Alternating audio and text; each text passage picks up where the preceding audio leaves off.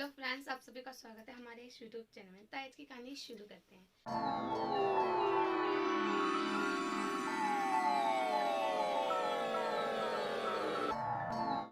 कहानी का नाम है बेटी बचाओ बेटा पढ़ाओ।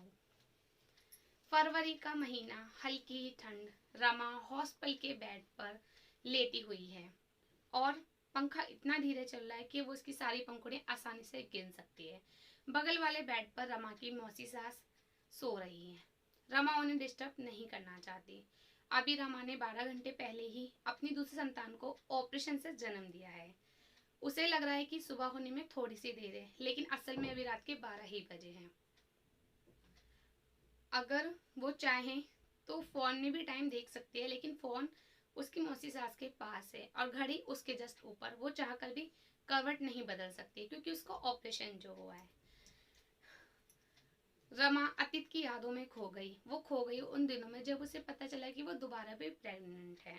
उसे लगा इस बार तो पक्का लड़की ही होगी, क्योंकि उसकी ये इच्छा थी कि उसे पहली संतान बेटी ही हो। उसके बाद वो बच्चे करते ही नहीं, क्योंकि उसे तो लड़की चाहिए ही नहीं थे। लेकिन पहली बार उसे बेटा हुआ तो उसने दोबारा सोचा कोई बात नहीं, इस बार तो बेटी पक्का होगी।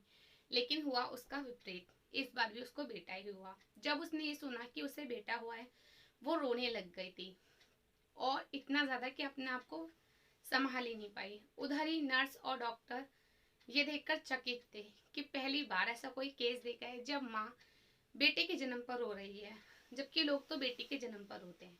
वहीं रमा के घर वाले बहुत खुश थे, क्योंकि दोबारा दोबारा भी बेटा हो गया था। उनके लिए ये बात सोने पे सुहागा वाली थी। लेकिन रमा के लिए ये बात सोने पे सुहागा जब होती जब दोबारा बेटी होती। खैर, अगर रमा को पता होता कि ये संतान भी लड़का है तो वो इसे जन्म ही ना देती, शायद अबॉर्शन करा लेती। इस वक्त रमा के दिमाग में इतने सारे सवाल हैं कि अगर भगवान उसके सामने आ जाए तो वो सारे सवालों के जवाब एक ही बार में मांग ले। कहाँ कमी रह गई थी मेरी पूजा में, कितनी मिन्नतें करी, कितनी दुआएं करी कि बस बेटी ही हो। जब जब बाजार जाती, छोटे छोटे सैंडल, छोटी छोटी गर्ल्स के ड्रेस देखकर बस मन मचल जाता उन्हें खरीदने को। फिर अपने आप को तसल्ली देती, थोड़े दिन और रुक जा रमा, फिर ये सारी चीजें तो खरीद लेगी। जब राखी या दोस्त का त्योहार आता तो सोचती अगली साल तो मुन्ने की कलाई, मुन्ने का माता सोना नहीं रहेगा, क्योंकि उसकी बहन जो आ जाएगी। जब दिवाली में जिठानी की बेटियां सज धज कर घर आती तो वो भी मन में सोचती अगली साल से मेरी बेटी भी सज धज कर सबके घर जाएगी। उसकी छोटी छोटी पायल से हमारे घर में भी उसकी पायल की छम छम गूंजेगी। इसी तरह अपने मन को मनाती और बस बेटी के सपने दिन रात बुनती चली जाती। दिन रात एक ही मन्नत, एक ही चीज की बस मुझे बेटी हो जाए। यहाँ तक कि अगर उसका कोई पेट या चेहरा देखकर कह देता कि इस बार भी तुम्हें बेटा होगा, तो वो चिढ़कर कहती नहीं, बेटी ही होगी। अपने पति से कभी कभी पूछती, रमन तुम बताओ ना, तुम्हें बेटी चाहिए या बेटा?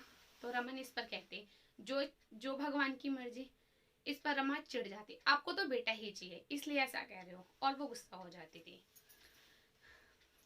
रमा के घर काम करने वाली शांताबाई उसे उसके नाम से ना बुलाकर उसके बेटे उसका पहला बेटा था इसलिए बाबू की माँ कहती थी। अभी भी वो बाबू की माँ ही कहती है। एक दिन रमा ने उससे कहा, शांताबाई अब बाबू की माँ नहीं गुड़िया की माँ कहने की आदत डालो, क्योंकि गुड़िया होगी मेरे इस बार। वो कहती है कि नहीं, इस बार भी आपको बाबू ही होगा। फिर रमा थोड़ी सी गुस्सा हो जाती है। खैर, बाथरूम की आवाज से वो अतीत से वर्तमान में लौटी। मौसी सास बाथरूम में गई थी, इसीलिए उन्होंने पूछा, रोमा कुछ चाहिए तुम्हें? नहीं, कुछ भी नहीं, बस नींद नहीं आ रही। रमा के ऑपरेशन हुआ था इसलिए उसे टांकों की वजह से काफी दर्द हो रहा था। नर्स ने उसे एक पेन किलर इंजेक्शन दिया और वो सो गई। अगली सुबह जब 8:30 बजे उसके पति नाश्ता लेकर आए तो रमा अपने आप को संभाल नहीं पाई। मौसी सास पति पत्नी को अकेला छोड़कर कुछ देर टहल कर आते हुए कहकर चली गई। रमा तो बस रमन के आगे इतनी बुरी तरह रोई कि अपने आप को संभाल ही नहीं पाई, और जितने भी मन में सवाल थे सारे रमन से कह डाले। रमन भगवान मेरे साथ ऐसा क्यों करते हैं? तुम्हें पता है ना, मुझे बेटा नहीं चाहिए था, मुझे सिर्फ बेटी चाहिए थी। पहली बार भी मेरी नहीं सुनी और अब दोबारा भी। मैंने तो सपनों में भी सोचा था कि इस बार भी मुझे बेटा ही होगा। मुझे नहीं चाहिए बच्चा, किसी को दे दो, मैं नहीं लेना चाहती इसको। तुम्हें पता है जो तकलीफ मुझे हो रही है उससे मैं शब्दों में बता भी नहीं सकती किसी को। रमन प्यार से समझाते हैं रमा को और कहते हैं, देखो भगवान हमें वो नहीं देते जो हमें चाहिए होता है, भगवान हमें वो देते हैं जिसकी हमें ज़रूरत है। इस बार रमा चौंकती है और कहती है आपका मतलब? अब रमन कहता है सुनो, अगर हमारे बच्चे हमसे किस चीज़ की जिद करते हैं तो क्या हम उन्हें वो चीज़ दे देते हैं? नहीं ना, क्योंकि बच्चे तो जिद करेंगे ही, हमें उन्हें प्यार से समझाएंगे, हमें पता है कि उन्हें कौन सी चीज़ कब देनी है। ठीक उसी तरह भगवान के भी हम सारे बच्चे ही हैं। उन्होंने अगर हमें बेटा भी दिया है दोबारा तो कुछ सोच कर ही दिया होगा, उनकी मर्जी समझकर तुम्हें उसे खुशी खुशी स्वीकार करना चाहिए। और तुम इतनी स्वार्थी कब से हो गई? एक बेटी के मोह में तुमने अपने बेटे को अभी तक देखा तक नहीं, 24 घंटे से ज्यादा हो गया है। तुमने उसे अपने सीने से लगाया, उसे पुचकार रही, उसे देखा तक नहीं। इस बार रमा को अपनी गलती का एहसास होता है और साथ ही उसके पति कहते हैं, रमा कहती है पर अगर बेटी होती तो मेरे सपनों को पूरा करती जो कभी मैं नहीं कर पाई, वो मुझे समझती। इस बार रमन कहते हैं ऐसा नहीं है, बेटा भी माँ को समझ सकता है, बेटा भी माँ के सपनों को पूरा कर सकता है, एक बार तुम भरोसा तो करके देखो। और वैसे भी इसमें उस नन्ही सी जानकी की क्या गलती है? यही ना कि वो लड़की ना होकर लड़का है। तुम विश्वास करो और खुशी खुशी उसे स्वीकार करो। इस बार रमा माफी मांगती है अपने पति से और अगले ही पल उसका बच्चा उसकी गोद में होता है। 5 दिन बाद उसे छुट्टी मिल जाती है हॉस्पिटल से और वो अपने घर आ जाती है। जैसे ही घर आती है दादी सास का आशीर्वाद लेती है। दादी सास के हाथ में मुन्ना होता है। मुन्ने को देखते ही दादी सास कहती है अच्छा हुआ रमा तुझे लड़की नहीं हुई, अच्छा है ना रमन, अब तेरे 2 बेटे हो गए, ना पढ़ाने लिखाने की टेंशन ना ध्यान रखने की। अगर लड़की होती तो बहुत पढ़ाता लिखाता, उस पर हर समय नजर रखता और लड़कियों के लिए दान दहेज भी इकट्ठा करना पड़ा। लड़की होने का मतलब तो चिंता ही चिंता, अब तो कोई टेंशन नहीं, तेरे 2 बेटे जो हैं। अब रमा को उनकी बातें अच्छी तो नहीं लगती, लेकिन वो अपने रूम में चली जाती है और जाकर कहती है देखा रमा, रमा को दादी सास की बातें अच्छी तो नहीं लगती, लेकिन वो अपने रूम में चली जाती है और जाते ही रमन से कहती है देखा रमन, मुझे इनकी ये दकियानूस सोच ही बदलने के लिए लड़की चाहिए थी, इसलिए लड़का नहीं चाहती थी मैं। देखा कितनी घटिया सोच है इनकी कि लड़की होती तो ये वो। रमन उस टाइम कुछ नहीं कहते और शांत रहते हैं। कुछ ही दिनों बाद टीवी पर एक न्यूज आ रही थी, प्रियंका रेड्डी रेप केस, कैसे एक लेडी डॉक्टर के साथ बलात्कार किया गया, उसे जिंदा जला दिया गया। हमें इंसाफ चाहिए, कब कठोर कानून बनेगा लड़कियों के लिए, हमें इंसाफ चाहिए, अपराधियों को फांसी हो के नारे लग रहे थे।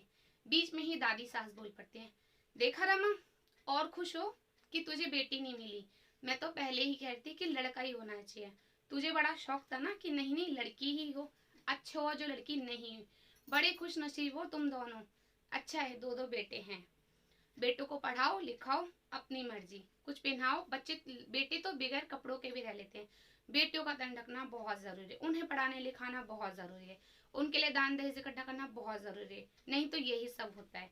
देखा, अरे कौन कहता है अपनी बेटियों को डॉक्टर बनाओ, डॉक्टर बनाओगे रात रात भर बाहर रहेंगी तो क्या होगा, यही होगा ना अगर रात में घर से बाहर रहेंगी तो। एक तो लड़की को इतनी छूट देते हैं, हद से ज्यादा संस्कार तो सिखाते नहीं हैं। आजकल के माँ बाप भी अजीब होते हैं जो बेटियों को ऐसे ही छोटे छोटे कपड़े पहना देंगे, बाहर निकाल देंगे, कौन कहता है सिंगर बनाओ डॉक्टर बनाओ बाहर निकालो। अच्छे संस्कार लड़कियां 4 दीवारी में ही अच्छी लगती हैं। अब दादी सास बोले चली जा रही थी, इस बार रमा बर्दाश्त नहीं कर पाई, रमा बोलना शुरू करती है बस कीजिए दादी जी, आपसे तो उम्मीद ही नहीं थी कि आप भी ऐसा सोच रही, एक लड़की हो के अफसोस है मुझे कि आप एक लड़की को नहीं समझ सकती। हाँ मुझे बेटी चाहिए थी और चाहिए है, और मैं एक दिन बेटी करूंगी जरूर, नहीं हुई तो गोद ले लूंगी, काफी गुस्से में कहती है रमा। जब दादी सास को इस तरह जवाब दे ही रही होती है, बीच में उसकी सास रमा को डांटते हैं, रमा बड़ों से इस तरह से बात करते हैं। रमन आते हैं और रमन कहते हैं माँ दादी, रमा की तरफ से मैं आप लोगों से माफी मांगता हूँ, लेकिन रमा ने कुछ गलत भी नहीं कहा, सही कहा। क्या गलत कहा? लड़कियों से घर एक अधूरापन रहता है, घर सूना रहता है, बेटी होती है तो घर भरा भरा रहता है, चहल पहल रहती है।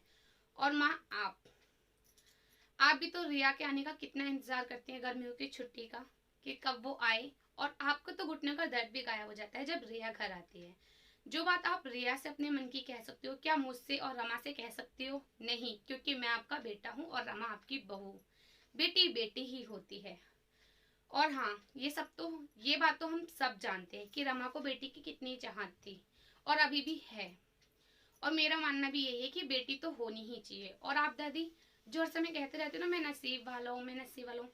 जी नहीं, भगवान ने मुझे इस लायक ही नहीं समझा कि वो मुझे बेटी देते, इसलिए शायद हमारे घर में एक भी बेटी नहीं है। और दादी, बीच में ही दादी बोलती हैं, तू चुप कर, अपनी बहू की बातों में मत आ। देख, आजकल ऐसे कितने सारे केस होते हैं। मैं तो अभी भी कहूंगी कि तुझे बेटी नहीं हुई तो अच्छा है। बेटी होती तो कभी प्रियंका, अरुणा, अंजना, तो कभी निर्भया, इन सब के नाम के रूप में कभी ना कभी ये लोग, इनके साथ रेप केस ये सब होता ही है और कहीं ना कहीं घर वालों के नाम भी बदनाम होते हैं। तो अच्छा है ना कि लड़की नहीं हुई, नहीं तो क्या पता इन नामों में तेरी बेटी का भी नाम किसी दिन शामिल होता। अब रमन कहते हैं, दादी आपको पता है प्रियंका, अंजना, अरुणा, निर्भया, ये लड़कियों की जिंदगी कौन बर्बाद करता है? ये लड़के ही हैं जो लड़कियों के पंख नोच लेते हैं, इन तितलियों के पंख नोच लेते हैं, इन्हें घूमने नहीं देते। आप बताओ, मुकेश, विनय, अक्षय, मोहम्मद बासा, विनय, अब आप सोच रहे हो कि ये कौन है? ये वही लड़के हैं जिनकी वजह से इन जैसी लड़कियों के नाम सामने आए। आपको इन लड़कियों के नाम तो याद है, लेकिन इनके साथ जिन्होंने गलत किया उनके नाम आपको याद नहीं है। ये वही लड़के हैं, इनके नाम भी याद रखो। और हाँ दादी, इनमें से कितनी लड़कियां ऐसी होंगी जिनके माँ बाप ने सपना देखा होगा कि वो अपनी बेटी को डॉक्टर बनाए, सिंगर बनाए। किसी किसी के तो बेटी के संतान के नाम पे सिर्फ एक बेटी ही होगी उनके घर में।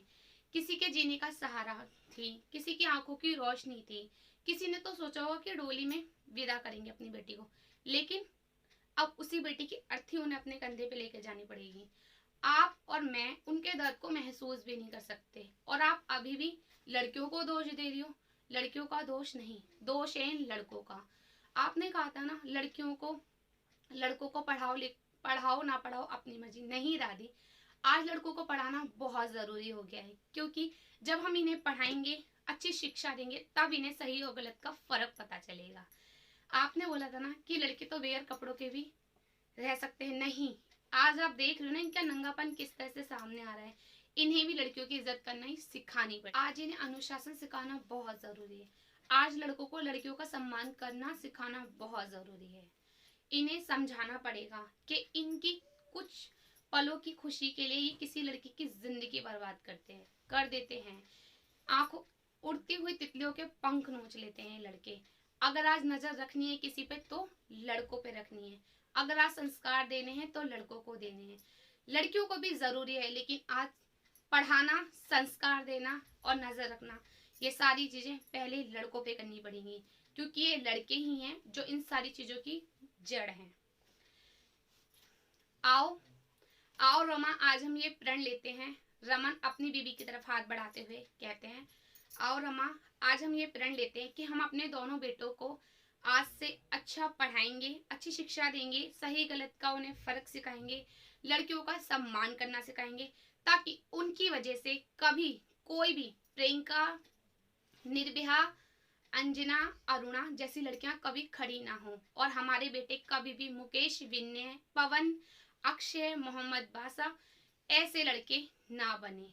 जितनी सुरक्षा हम अपनी खुद की बेटी की करते हैं, उससे कहीं ज्यादा हमें ये ध्यान रखना चाहिए कि कहीं हमारे बेटों की वजह से किसी की बेटी की आज सुरक्षिता भंग ना हो। आज रमा की आंखों से आंसू बह रहे हैं निरंतर, और वो सोच रही है, आज उसे भी चीज समझ में आ गई है कि सिर्फ लड़की पैदा करना और लड़की को अच्छे संस्कार देना, लड़की को पढ़ाना, लड़कियों को अपने सपनों को पूरा करने का माध्यम बनाना जरूरी नहीं है। जरूरी है कि हम अपने बेटों को भी वही शिक्षा दें, वही चीजें करें जो हम अपनी बेटी पे करते हैं, क्योंकि बेटे ही इन सारी चीजों की जड़ हैं। पहले बेटों को सुधारना पड़ेगा, क्योंकि बेटा है कह के बेटे आवारा बनते चले जा रहे हैं और बेटियां खौफ में आती चली जा रही हैं। तो फ्रेंड्स, ये कहानी यही एंड होती है। आपको मेरी कहानी कैसी लगी कमेंट्स करके जरूर बताइएगा। और फ्रेंड्स, मुझे नहीं लगता कि मुझे कुछ उद्देश्य देने की जरूरत है। इस कहानी में इतनी सारी सीख है कि अगर आपने गौर से सुनी होगी तो आपको हर एक चीज़ अच्छे से समझ में आई होगी। अगर कहानी अच्छी लगी तो लाइक कीजिएगा, चैनल को सब्सक्राइब कीजिएगा और शेयर भी कीजिएगा, ताकि और भी बहुत सारे ऐसे लोग हैं जिन्हें ये चीज़ पता चले। क्योंकि पहली बार जब मैंने इस कहानी को पढ़ा तो मुझे भी ये कहानी पहली बार ही पढ़ी और मुझे भी इससे बहुत कुछ सीखने को मिला। तो मेरे भी 2 बेटे हैं और मैं भी उन्हें यही सिखाऊंगी कि कैसे अच्छी शिक्षा देना, अच्छा पढ़ाना और औरतों की इज्जत करना, ये बेटों पे ज़रूरी हो गया आज। तो चलिए फ्रेंड्स, इसी के साथ अगली कहानी में आपसे दोबारा मिलूंगी। तब तक के लिए राधे राधे।